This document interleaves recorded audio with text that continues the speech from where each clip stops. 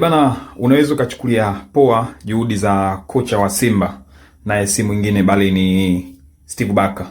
Lakini kuna kitu kizuri sana anakitengeneza pale Simba. Ukiangalia Simba wanavyocheza wakati huu ni tofauti na hapo awali. Simba wanacheza as a team.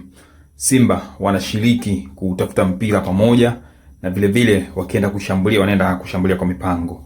Amekosa mtu mmoja tu, mshambuliaji ule mkatili, goal getter.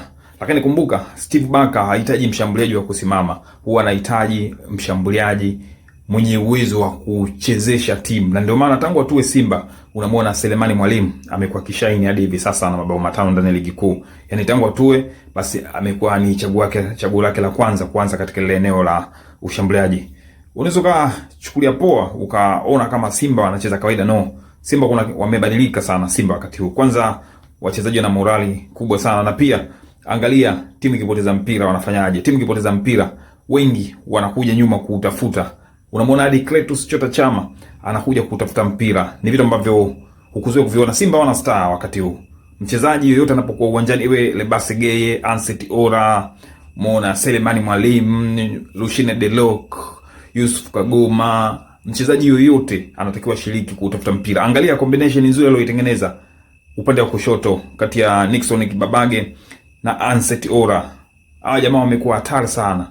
Wana ufundi mkubwa sana, uwezo mkubwa kabisa wa kuisaidia timu ya Simba wakati huu iweze kupata matokeo mazuri ikiwa dimbani. Kwa hiyo unapata picha hapo kwamba Simba chini ya kocha huyu kuna kitu kikubwa wamekitengeneza ambacho kitakuja kuwa na faida kwa muda mrefu sana. Watu wanaweza sielewe leo hii, lakini kama amefika kwa muda mfupi ameweza kutengeneza timu ikawa katika hali kama hii, ina maana na uwezo kuja kutengeneza timu ikawa kali zaidi siku zijazo na akifanya usajili ujao. Mimi naiona Simba kuna bomu anatengeneza, na ile bomu kama Steve Barker ataachiwa wachezaji anao wahitaji kwenye kikosi chake, akaongeza wachezaji wengine wakali, basi Simba itakuwa tishio sana, hasa kuelekea msimu ujao kwenye michuano ya kimataifa. Maana maandalizi ya kimataifa, mechi za msimu ujao yanaanza wakati kama huu.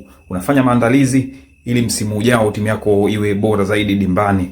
Kwa hiyo kila nikiangalia Simba inapocheza, hebu angalia kwanza kuna kitu amekitoa. Wachezaji hawakai sana mpira.